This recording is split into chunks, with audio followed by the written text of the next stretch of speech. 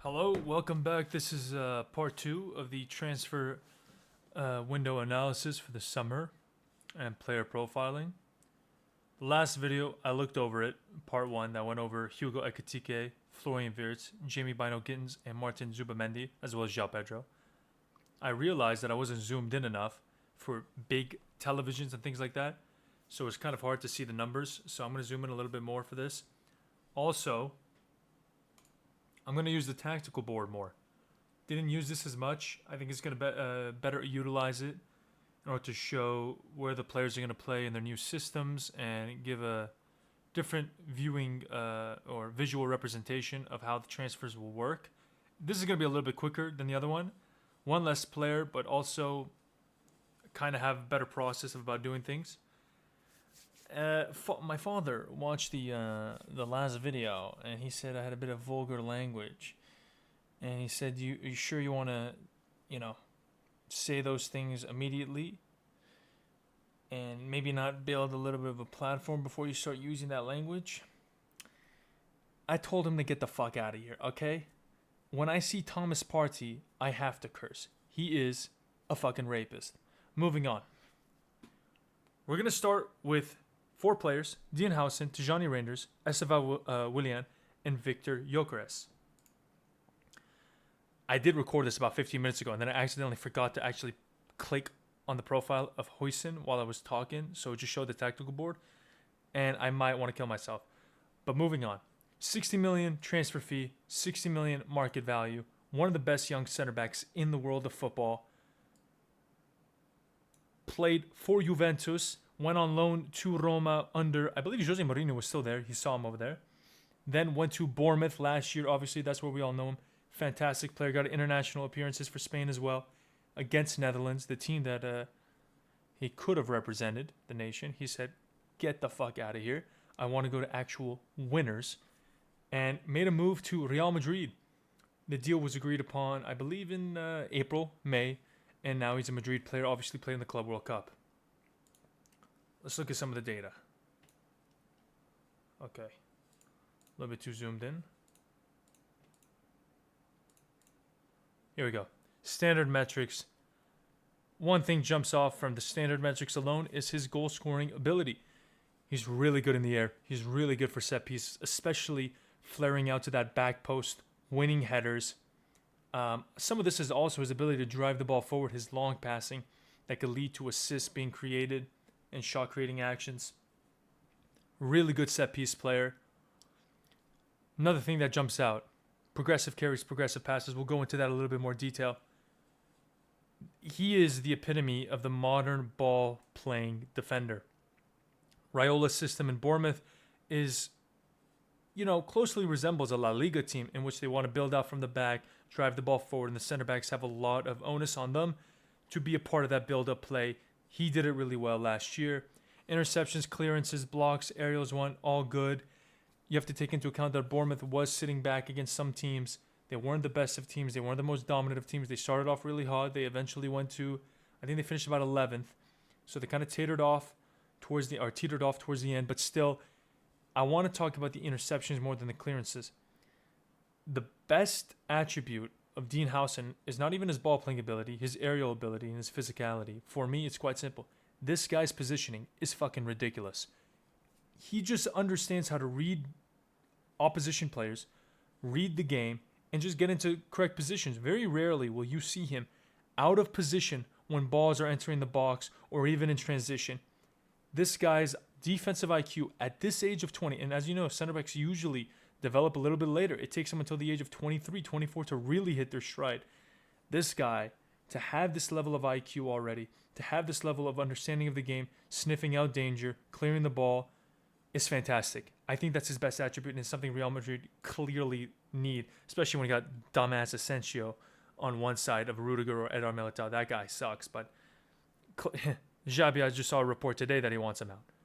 Going on to passing metrics, expected assists for center back, extremely high. Key passes for center back, extremely high.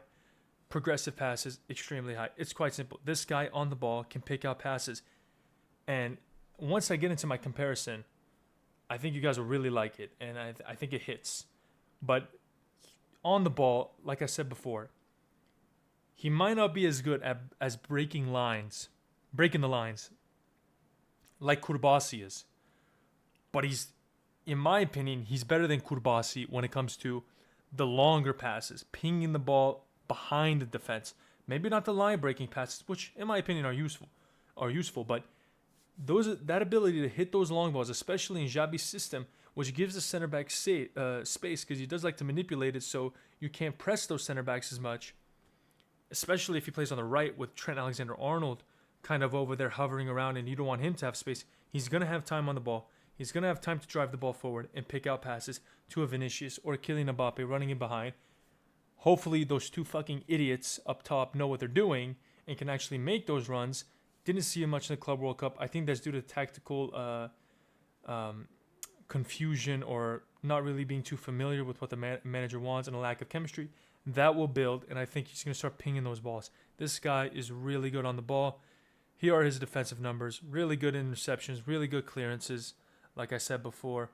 Possession-wise, carries the ball into the final third. Progressive carries, progressing distance. I mean, he's a press-resistant center back. That's what everybody's looking for in modern football, especially like when you play a team like PSG, and I know they got killed in the Club World Cup, but that's the type of player you need, who is comfortable when people are running at him to play the ball into people's feet, to receive the ball, to drive past players, to create that separation, to allow the build-up play to occur. This guy can do that. He might have a little bit of learning concerns or learning curves to go over, but I think eventually he will. And tactically, I like the fit with Xabi Alonso, and I think it really suits his game in a back three, but also a back two. So let's go through the charts. First, we have interceptions, possession adjusted, aerial duels per 90. How often do you win the ball in the air? And how often do you get interceptions? Possession adjusted essentially means, listen, if I don't have the ball as much and we're defending more, obviously the center back has more opportunities to win the ball back. So this is adjusting for that, normalizing the data. Really high up, really good in the air. One of the best center backs. Here's Pacho for PSG, Paris Saint-Germain, who had a breakout year this year. Hincampie, who was playing on the left side of a back three for Xabi Alonso at Leverkusen. Clearly you can see he's really good at the interceptions. He's really good at winning the ball back in the air. Just a top player. This is for under 23s in the top 5 leagues. And here's another chart. Top 5 leagues under 23s as well. Progressive passes per 90. Progressive pass accuracy. This is basically displaying how good the player is on the ball. And if you notice, even with less possession compared to a Barcelona, a Chelsea, and Milan are shit, but still, he progresses the ball a lot, and he does it really well. And I expect him to be around this Kurbasi range next season when he plays for Real Madrid. So from these two charts alone, you could probably tell, he's a pretty good center back. Wins the ball back consistently, is in the right positions, and can play with the ball at his feet. The proper modern center back. What everybody's looking for. Here's a little bit of radar charts for comparison.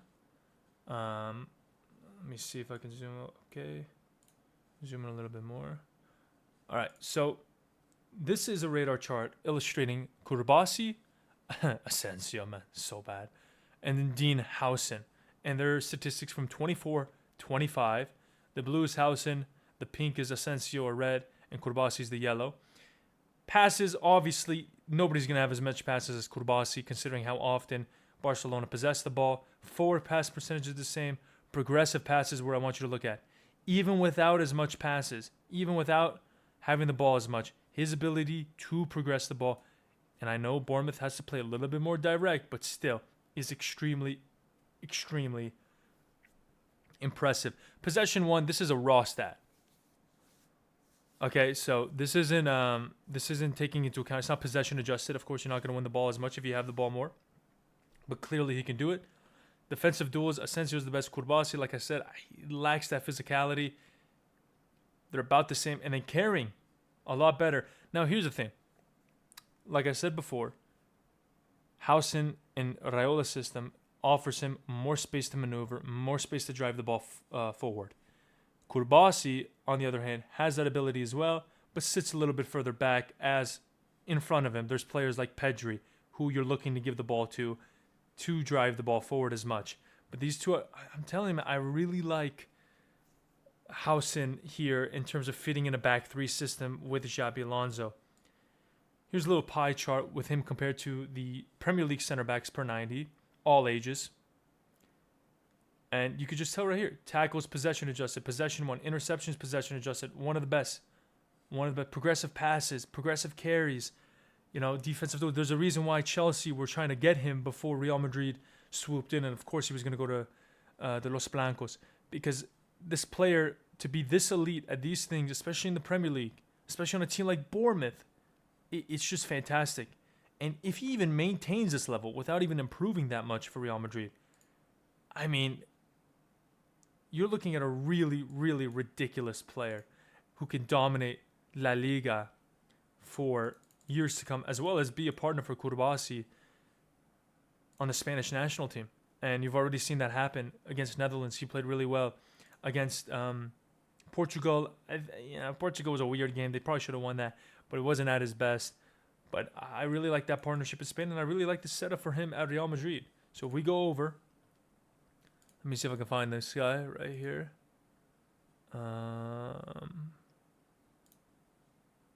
No fill. Maybe highlight it so people can see it. All right. Positional value, 9.5. They need a center back. These Real Madrid center backs, first of all, Eder Militao can't stay fucking healthy. I think he had a torn ACL this year. These Brazilians, they really, they're weak little pussies at times. But 9.5, they needed a center back. They really, really needed one. They got one. And I think it's a big, big addition to the team that's going to help them, even though they have other problems, of course, like the midfield inability to maintain possession, win the ball back, dictate tempo, you know what I'm saying? Their inability to press because, those front three don't know what the fuck they're doing. Well, they know what they're doing. They're not trying. But they needed a center back, and they got one of the best. Big signing. Player quality, 9. One of the best young center backs in the world. Reads the game well and shows leadership beyond his years. Calm ball progression and vertical passing, strong aerial ability and defensive anticipation, things we touched upon, things the data illustrates. Areas of improvement, of course, needs to polish positioning under intense pressing. Basically, be a little bit more available to your players. That's going to come with tactical familiarity, understanding what the system is, to just be more available. Get into spaces where the goalkeeper can pass you the ball when you're getting pressed, where the defensive midfielder can find you if he's getting pressed and doesn't have that many options. And could improve timing when stepping out of the line. This is basically, if I show you the tactical board, let's say you're playing a high line, right?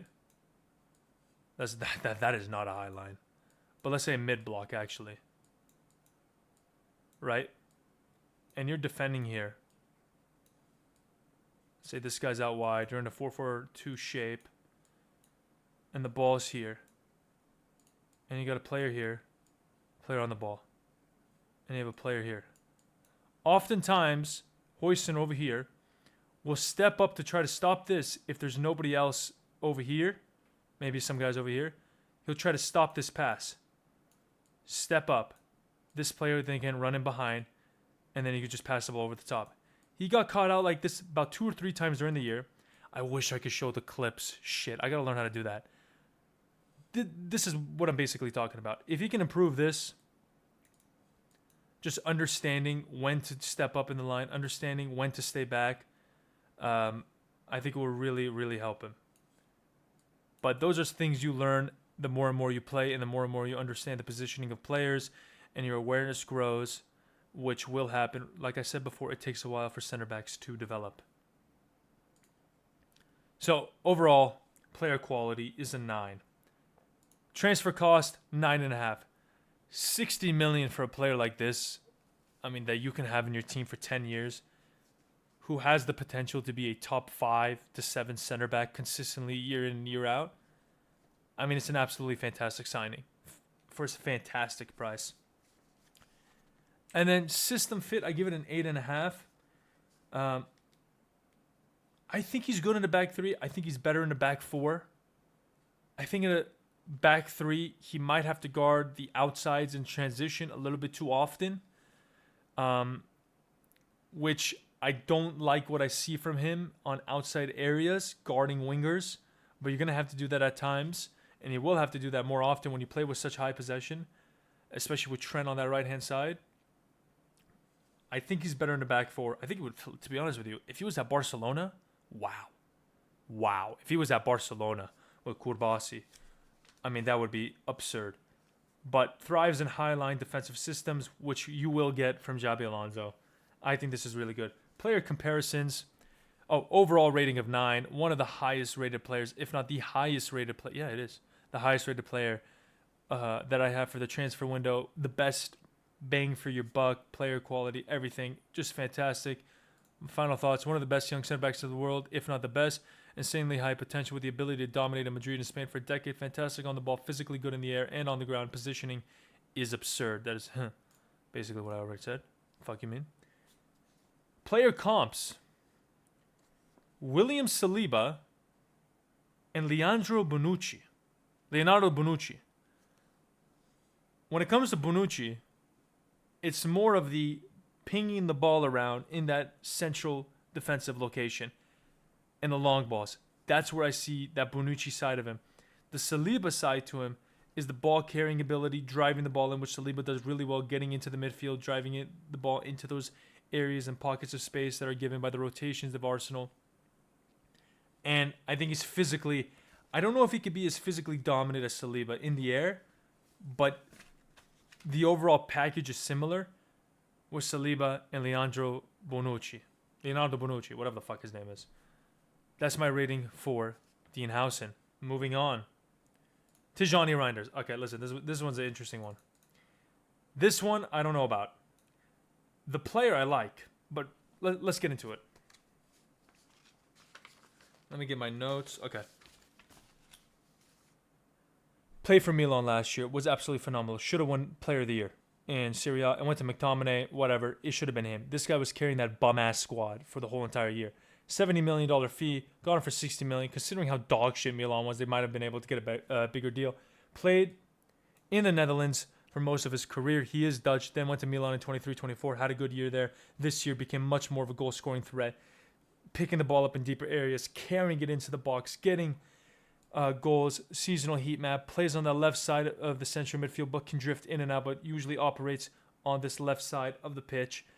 Can play as a DM. Better as a midfielder. As an 8, in my opinion, than a 6, or he could be like a 6/8 hybrid, but I'd rather play him as more of an advanced 8. If you look at his raw data, standard metrics, non-penalty goals for a midfielder through the roof, shots total through the roof, non-penalty XG and expected assists, progressive carries, pass completion. This guy loves to drive the ball into the box, loves to get shots off, and is really good at him. The defensive part of his game, not that good. He's not that good of a defender. He's not that good at recovering the ball. Milan were dog shit, but he this part of his game needs work. I don't know if he can get there, considering he is 26. Considering I just don't feel as though Manchester City's probably going to utilize him in the same role. This is going to be interesting to see if he can improve his tackles and interceptions. We'll see about that. I don't really think they care too much about that. But his progressiveness on the ball, carrying the ball forward in deeper areas, getting shots off is fantastic for a midfielder. One of the best midfielders last year. I was, in my opinion, top 6-7 midfielder last year along the lines of Pedri, Vitinha, Caicedo, João Neves. Jude Bellingham was shit, so we're not going to talk about him. But you get where I'm going with this. I mean, really fantastic player. Passing metrics, not the best. Passes into the penalty area a lot because he does drive the ball forward, can slip players in. We'll see how it works with Haaland and Doku. This is why I'm a little bit hesitant on this transfer. If you could tell by the way I started speaking about it, it's a little bit, I don't know the fit. But not the greatest of passers, but he can find that little bit of magic to open a game up in the final third. Right here's a little bit more advanced passing metrics. Through ball is really high, which is really good if you are in a Manchester City team and wanted to play those guys through, especially Erling Haaland. Now, we'll look at the shooting metrics as a midfielder through the roof. Through the roof. Outperformed his XG, shot the ball a lot, shot the ball on target a lot, takes free kicks, expected goals really high, non-penalty. Didn't take penalties for AC Milan either. I mean, this is fantastic. This is fantastic.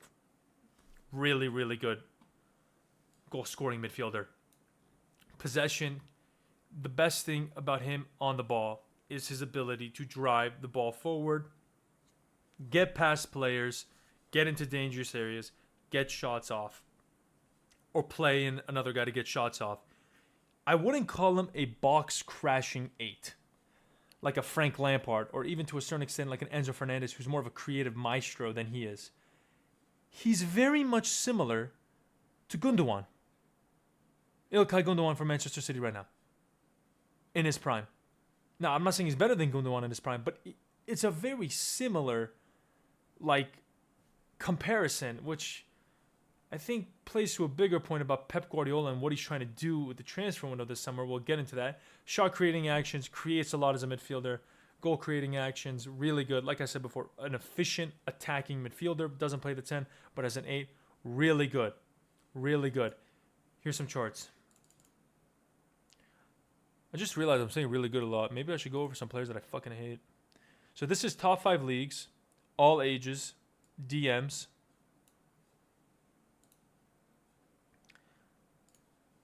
Progressive carries per 90. Passes to penalty box per 90. Are you driving the ball forward? Let's go to the tactical board. Say it's a 4-3-3 at Milan. They usually played with a guy here. Theo Hernandez was getting pushed up. Ball comes to him. Drives the ball forward. Get rid of this fucking ball. Gets the ball right here. This is Reijnders. Gets the ball here. Carries the ball into the box. And his ability to just pass the ball here to this guy. But the only reason you're able to get it here in this dangerous position where you can cut it on your right foot and shoot like we went over with Jamie Gittins in the last video is because of his ability to get past players in the middle of the park, drive in, slip the ball into Rafael Leao in a dangerous area, or even get a shot off on goal. Really, really good at that. He's really, really good at that. Progressive carries extremely high. Passes to the penalty box. Decent. It could get better. Nicola Barella, Kevin De Bruyne is ridiculous, obviously playing as an advanced 10. Florian Wirtz, who we went over yesterday or in the last episode, fantastic. And then Cole Palmer. If you notice, all of these guys play on better teams. All of these guys are usually higher up the pitch. You understand? This is why I'm saying with Reijnders, when he goes to Manchester City in a more structured system, I could see him, instead of progressing the ball as much, because he won't have to do that as much, more passes into the penalty area. I expect him to be around the Barella range, Palmer range, a little bit higher here. Not as progressive on the ball because he doesn't need to be, but getting that ball into the penalty area, finding players in there. Top 5 leagues, ball carrying frequency and progressiveness. Progressive actions per 90. Progressive actions per 90 is quite simple. How often do you drive the ball forward? How often do you carry the ball forward successfully? Well, actually, no, this is just progressive actions, so it's not even successful. Just how often are you driving the ball forward, passing the ball forward, breaking lines, and ball carrying frequency? How often are you driving the ball forward? If you notice, it's very simple. He's going to be playing a very similar role to Declan Rice. He has more final third quality than Declan Rice, but it's going to be very similar in terms of how he carries the ball forward and the actions he takes progressively. Here's a radar. Is this called a radar or what is it called? Just a comparison chart. This is a Declan Rice 24-25 comparison. Declan Rice is in the red. Tijani Reijnders is in the blue. I mean, look how similar it is. It's extremely similar. Now, the one thing that this doesn't show, because I was getting this information on DataMB, is the fact that it doesn't show goal scoring, non-penalty XG, expected assists and expected goals added together. So it doesn't show that aspect of their game, which Reijnders would dominate. But this just shows the build-up play more and how the players play. They both carry the ball up. They're both good at winning the ball back. They're both progressive. Oh, excuse me, they're not as good as winning the ball back. There's a big misconception about Declan Rice people don't want to talk about is this guy cannot win the ball back. But whatever. Both carry it. Both play the ball forward. Very similar ways of doing things. It's the final third where there's a difference between the two players. Here's Enzo Fernandez. I wish I could show the penalty XG, but they didn't let me show it for midfielders. Like their goal-scoring acumen, their shot-creating actions. If you look at it with Enzo Fernandez, more progressive passes, more key passes. They had the ball more. He was in more attacking positions to have those key passes and progress the ball better. Doesn't carry the ball as much. This is just a little bit of a brief overview. I put Caicedo comparison. It's Enzo comparison, excuse me. So if you notice, it's not the same as Enzo Fernandez.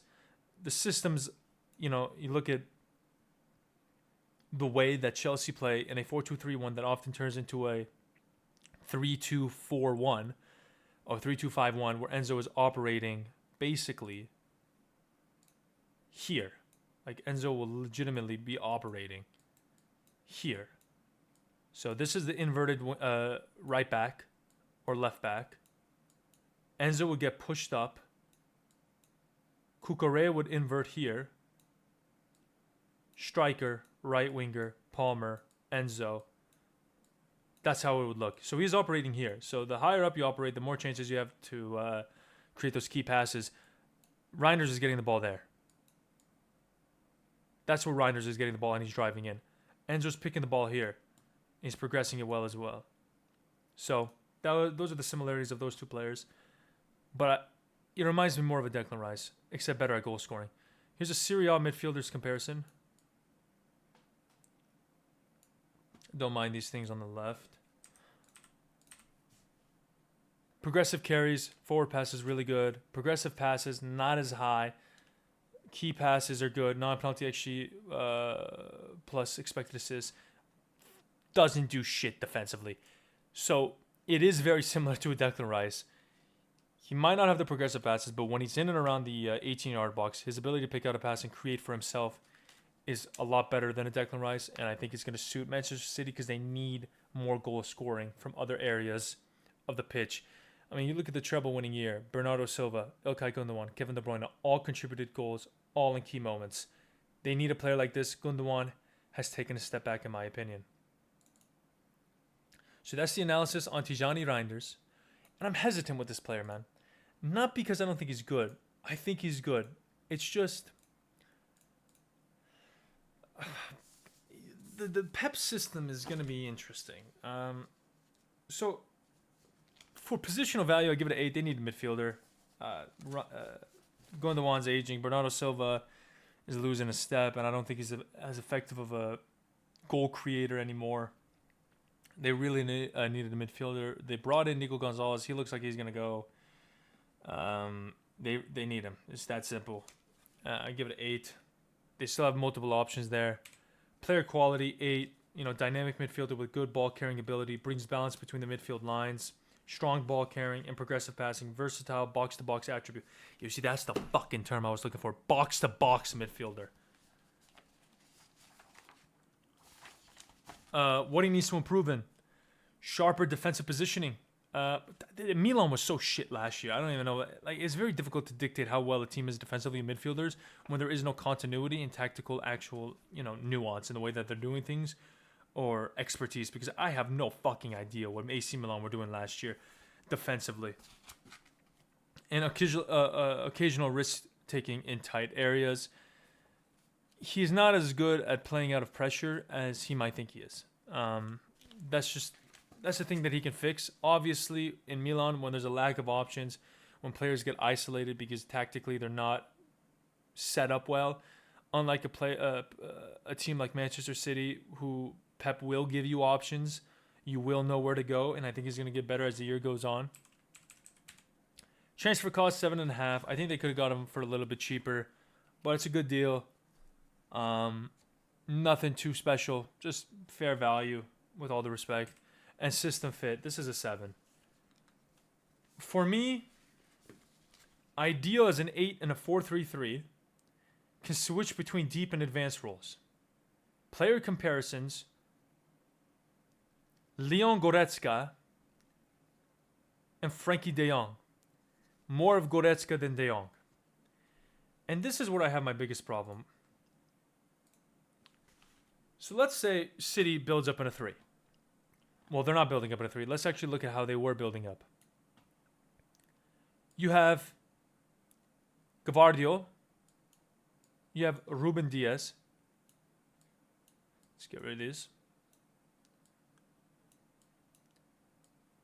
You have Nunes, Ait Nori, Doku, Holland, Bernardo Silva or Foden, Savinho, Rodri. Where's the position that Reijnders operates in? Right here. This is where you found him a lot of the times with Manchester City when they had the ball. Now you might be thinking, well, Nima, isn't this the place where he operated in Manchester City? Correct. The difference was, or at Milan, the difference was, AC Milan wasn't suffocating teams as much with the ball and pressing him further back. The issue I have is the area in which he is at his best is here.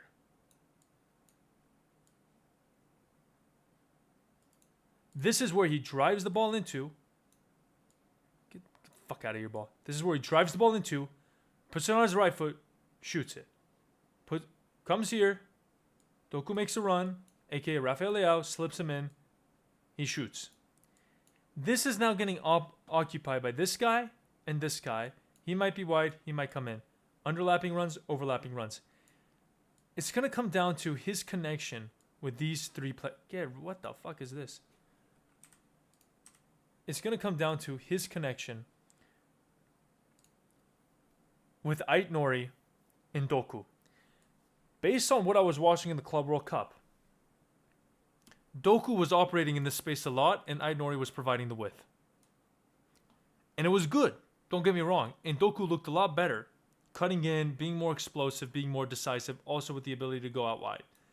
My problem is, are you limiting his ability by playing this way? Because you're essentially telling him, maybe you'll crash the box when you have the ball. Maybe he ends up here. And Rodri shifts here. Let's say they're playing a high line. Here's Gavardiol. Here's Rodri kind of shifting. Ait Nori here. Okay. This makes more sense to me. This makes more sense to me. But now you have two players that are extremely wide. So let's say the ball goes over here. Then you have Reijnders, Holland, Foden, Savinho's here. Doku might be here. Okay. How often are you going to do that, though? That's my question. Because from what I was seeing in the Club World Cup was that teams were essentially blocking this area of the pitch, forcing them to go wide. Right? And with that in mind, is he going to be able to get into this area as often as he should be? When it's so congested here and you're playing a low block, are you going to be able to drive the ball forward? Because Manchester City had a lot of problems, even dating back to 23-24, in breaking low blocks. It's why they lost to Real Madrid. Do you want this player here more? I think you need to spread this team out a little bit more. I think these two, Ait Nori and Doku, need to play wider and let him operate this space from here. Give him this lane. Give him this lane to work with. Let this be his. Of course, Doku could get in here, get a shot off while he could, what is this? He can come in, slip the ball into Reijnders, but I want this space to be his. I don't want other players occupying here. And from what I've seen, they're not giving it, and it's resulting. Okay, this is getting out of control. And it's resulted in him being more of a deeper midfielder, just progressing the ball, helping with build-up play. And then in transition, you're expecting him to guard this flank? I don't know about that. I don't know about that. So, in terms of a tactical fit, I have my reservations. I really do. I like the player. I don't know if it's going to work as well or play to his strengths. We shall see. So I said with Reijnders possesses really good ball carrying ability and the final third acumen, but does he really fit in Manchester City's system? If given a little bit more space on the left inside, he could become extremely deadly. Problem is, how much space will he have considering City's tendency to suffocate teams and push them back? In my opinion, the tactical decisions will determine how successful the player will be. That simple. It is down to Pep. And right now, I have no idea if Pep knows what the fuck he's doing. He's trying to become more transitional. He's trying to open up the game. But at the same time, defensively, they're so weak. We're going to see what risks he wants to take. Next player. Listen, you motherfuckers. Listen. My club has the next Neymar. Do you understand? Not Arsenal. Not Barcelona. Fucking Lamine Yamal. Fuck out of here. Not Bayern with Olise, who should have been ours. We got him. Because he wants our project. Whatever the fuck that means. He wants to... Look at these two. 2 Ballon d'Or winners. That's what you're looking at.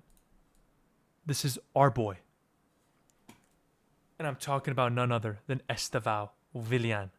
18-year-old from Palmeiras. The best prospect from Brazil since Neymar. That's not my fucking words. That's the Brazilians' words. While Real Madrid was over there, oh, Endrick, look how good Endrick is. Oh, he scored a goal against Spain where he just shot the ball in a half volley and it kind of went, oh my god, look at Endrick. They bought the wrong fucking guy. Just like they bought the wrong player in Rainier in 2021. Don't forget about Rainier, Real Madrid, you pricks. I haven't forgot about that. He sucked. What about Mariano? Remember Mariano? They thought they bought the next Neymar. They thought they bought the next Brazilian. This is the guy. Now, we all know Ancelotti. He's a fucking idiot, so he obviously won't play him. But he's our guy. Let's break it down. Esteveo Willian, the greatest footballing prospect out of Brazil since Neymar.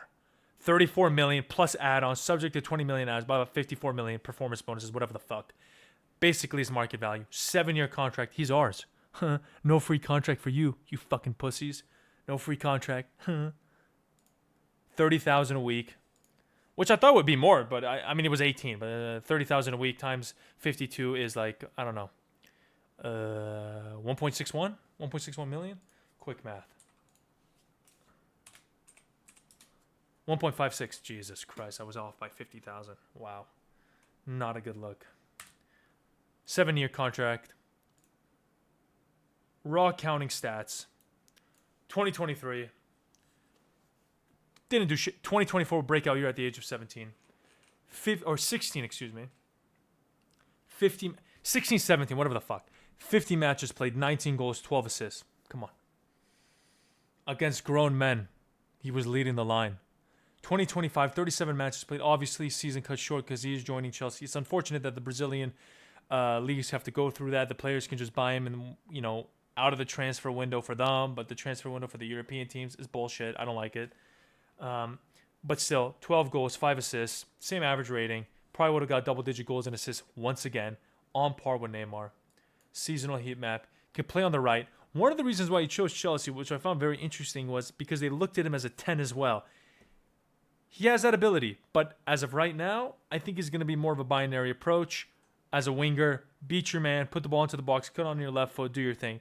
Instead of being centrally, where it takes more tactical awareness, where it's going to probably take more physical improvements within himself and understandings. It's a more difficult role. It's a more ruthless role. I think he's going to play out wide for the first 2 years before he gets moved to the inside, if we do that. But he can play on the right. He can play in the midfield as a 10. Predominantly on the right-hand side at Palmeiras. I mean, gets the ball here, drives it on his left foot. Oh, my goodness. I need to show stills. Just pull up his highlights. I mean, it's ridiculous. It's ridiculous what this guy does. Let's look at his overarching numbers. I did make a TikTok on this guy, by the way, looking at his numbers. As a winger, at his age, come on. Progressive carries, successful take-ons, non-penalty goals, not shots, gets inside, on his left foot, shoots the ball on his right foot. You saw against Chelsea, blasted into the top corner. Absolutely ridiculous player. Shooting metrics, really good. Shot on target percentage, good for a winger in my opinion. Expected goals, non-penalty expected goals, good. Outperforming his XG, which is, for a young player, is very impressive. Not that wasteful. I mean, and this is basically because he's placing his shots well. It's not just, the guy, you get a little bit luckier. No, he's placing his shots really, really well. But yeah, phenomenal player. Passing metrics here. Let's go over these. Needs to get a little bit better at passing, but is really good in final third passing. What I mean by that is, in the 18-yard box, what he wants to do is similar to a Jamie Carragher. He wants to get the ball out wide, take a player on 1v1, get past them, put the ball on his left foot, get a shot off. But compared to Jamie Carragher, who legitimately has no fucking awareness of what's going on around him, this guy does. His ability and his vision to see his teammates making runs in behind, those quick little slip runs, and his ability to hit those are really, really encouraging signs. Expected assists, key passes, really nice. I just think he's so good. Also, good set piece taker. I forgot about that. Switches, which is something that is incredibly underrated, is how often Chelsea's players legitimately, okay, Maresca's system, basically, back three, Caicedo, whoever the fuck is inverting, whether it's Cucurella or Enzo. Here's like Neto on the touchline. Here's Palmer. Here's Estevao. Here's the striker. Here's Cucurella or Enzo. It's insane how often the ball is here, right? And the players are kind of drifting here. That if you just cut the ball on your left and pass it out wide, especially when you're building up from the midfield, not as high up the pitch.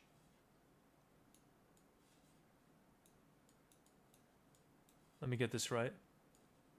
How often this pass right here is available just to go wide?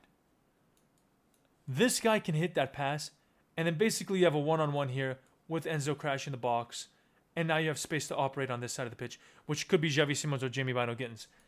It just creates more opportunities, and he has the vision, which is the most important thing I want to get to. It's his vision. It's fantastic.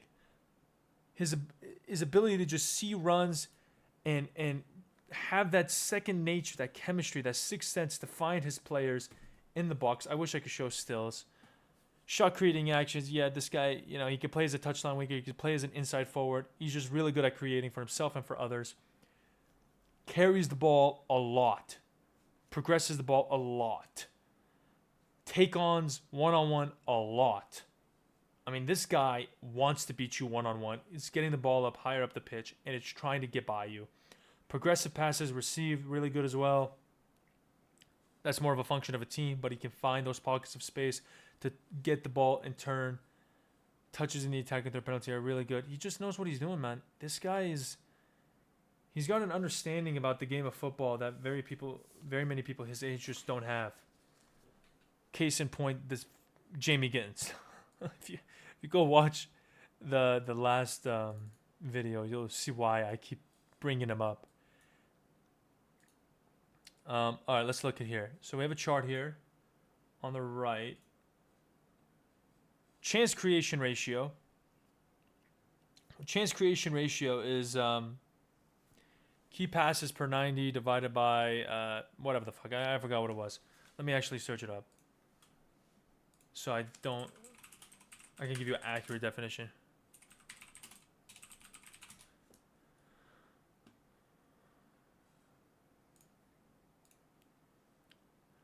Okay, so basically it is a chance created refers to a situation where a pass or action directly leads to a shot on goal, whether on target or not.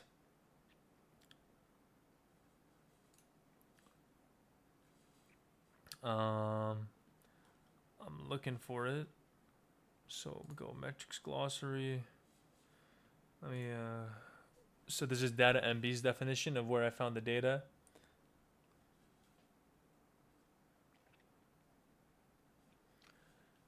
And I'm kind of just scrolling. Let's see if I can find it. Oh my god, just give me the goddamn fucking thing. Here we go, finally. Number of key passes for every 100 passing attempts, also referred as key passes per 100 passes. How often are you creating passes, or how often are you creating opportunities with your passes?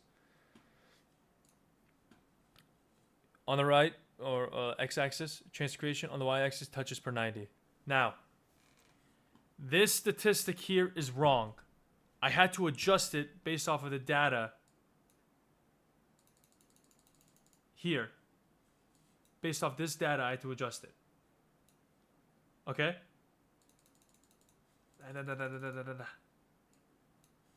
The real Esteveo number and where he's located is this red star, which is fucking ridiculous. This guy's ability to create chances, his key passes per touch, is out of this world. On the legitimately, with the likes of Mikel Olise and Desiree Doué. Now, of course, the Brazilian league, as good as it is, it's not as good as these leagues. But with that being said, if he can even maintain this level or reach it within 2 years, at the age of 20, you're telling me that this guy can operate and create as well as an Olise or Doué? This yellow dot, by the way, is Yamal. Actually, I have no idea if that's Yamal. I take that back. Over here, we have touches in the box per 90, XG per 90. How effective are you in the box at creating goal-scoring actions, creating expected goals? He's the yellow star. This number's wrong. He's the yellow star. I mean, as you can see, Doku gets a lot of touches, doesn't create that much XG per 90. But look at where he's at. More than Doué, just a little bit underneath Barcola. Cole Palmer, obviously a central player, doesn't get in the box as much, get as many touches in the box compared to a wide player, but still, this is ridiculous for a player as young as him. Most of this was done when he was 17 years old.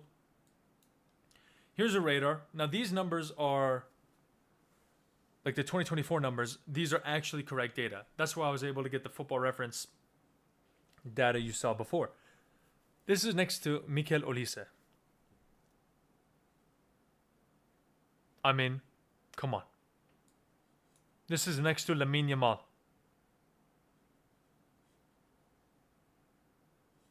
You see where the hype is now? I understand that this is Brazil. I get it. But at the end of the day, to have this level of output at this age, it's something special. He's a special player, and now you see why everybody wants to talk about him. Like I said, I don't expect him to reach this in the Premier League, especially in the Premier League, where you're not going to be one of the most dominant teams consistently, like really dominant, like a Barcelona or a Bayern Munich are. But if he could even get close to that level in his first year, that would be ridiculous. If he can reach that level within 2-3 years, now you see why people are calling him a Ballon d'Or level player. Let's do the player overview. Positional value, 8.5. Chelsea need touchline wingers. It was a problem. Neto was playing on the left a lot this year. Madueke was on the right. Madueke was really good at taking guys on and progressing the ball, like driving it forward, but his final third decision-making was horrendous. Like, the guy did not know what he was doing in the box. Sometimes good, sometimes bad. I mean, he only had 2 goals in all of 2025. Considering how many touches, how many chances he gets, to only have 2 goals, it's ridiculous. And he didn't create that much XG either. This was a position of need because although we might have wingers, those wingers do not fit the system.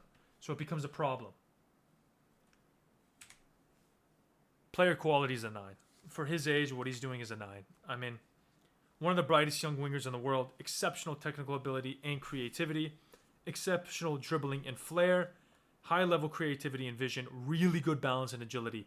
He can just get guys off balance while he stays on balance, which is an exceptional ability and trait to have in order to create separation for yourself. Areas of improvement: physical duels and strength. He needs to get bigger. The last thing we want is him getting hurt like a Neymar. And by the way, I think Neymar third best player of this generation. I'm not shitting on Neymar. I'm just saying he needs to get a little bit bigger. He needs to get a little bit more muscular. That doesn't mean he doesn't ride tackles. It's for his own safety and his own health, but also I think he just needs to become more dominant physically. Look at what Lamine Yamal is going through. Now, Lamine Yamal is a bigger player. He's taller as well. So, but he also packed on a lot of muscle this past year. I'd call whatever the fuck that German's doing over there and say, what's your game plan? Because he needs to get stronger, a little bit more muscular. Even if that takes away a little bit of his agility, but because he still has a low center of gravity, I don't think it will affect him too much. And defensive contribution. He's not asked to do that much defensive contribution. This is more of a question mark, really, than an area of an improvement. We haven't seen if he's really able to do it because he's not asked to do it. So that's one of those, okay, let's see what you got. You know, can you press well enough? Can you win the ball back high up the pitch? Can you be competent enough? Can you track back? That's what we'll see with him, and I think you're going to see that with Chelsea, obviously, this season. Now, transfer cost, 10. I mean, you might have just got the next Neymar or a Ballon d'Or winner for 35 million plus performance add-ons, 50 million. It's a 10. At his age, it's a 10. I don't even need to talk about it. It's a 10. Thank you. System fit, 8.5. Best suited as a right winger cutting inside, which is what we have. Suited for possession-based systems. The only different cause for concern, other than him adapting to the Premier League itself, right, is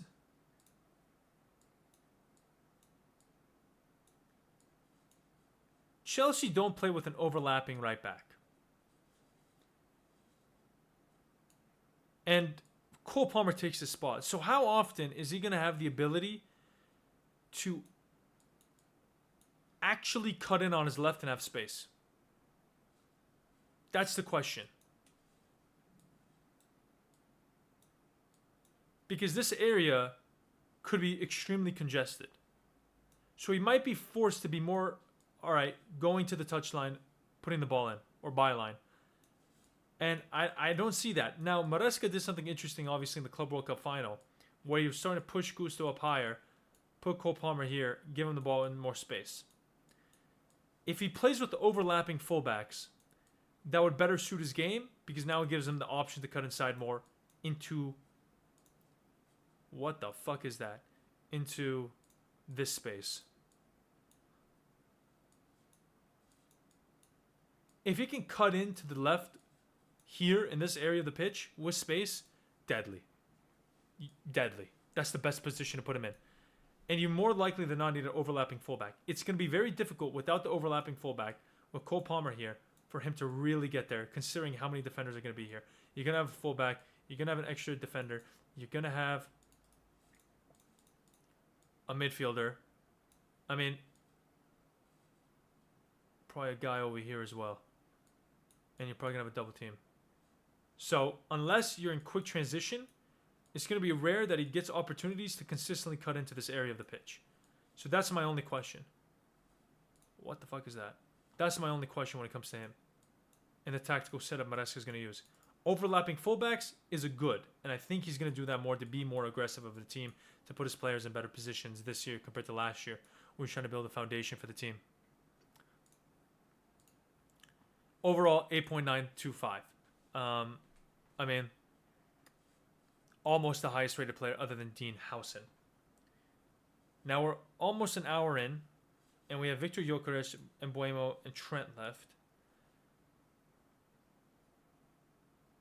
I think that's going to be it. I think we're going to go over those three players for now. Leave it as is. And if you like the video, comment. See what I can do better. Obviously, I really want to implement still images and videos. I wish I could. I'm going to see what I can do about that after I finish up the next 4. And yeah, really good players. Really fun doing this. Last video got like 25 views, huh? I was going for 10, so we're going for 10 again. But yeah. Thank you for watching, and put any comments you think what I should do differently. Peace.